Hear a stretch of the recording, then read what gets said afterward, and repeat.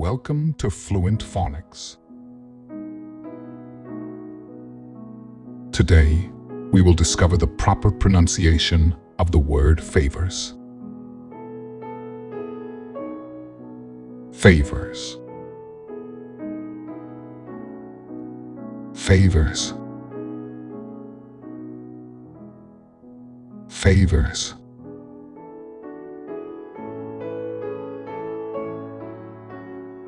Here's an example of how one might use it in a sentence. She always asks her sister for favors when she needs help with something. In this context, favors refers to acts of kindness or assistance given to someone in need, often done out of goodwill or a sense of obligation.